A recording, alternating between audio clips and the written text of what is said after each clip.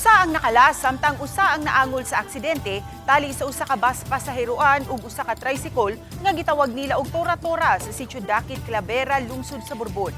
Sa pagiginabi kang Isaganing Montejo, Operations Head sa MDRRMO Borbon, nga nadawat nila ang report niadtong Sabado sa gabii.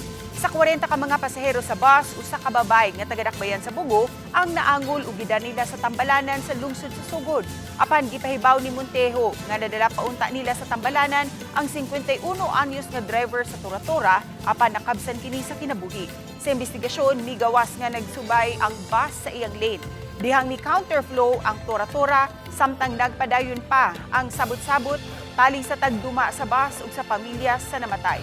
Gipahibaw ni Police Lieutenant Valmer Anton Tabian, OIC sa Borbon Police Station, nga kung walay makabut nga kasabutan, diha pa muduso og reklamo ang kapulisan.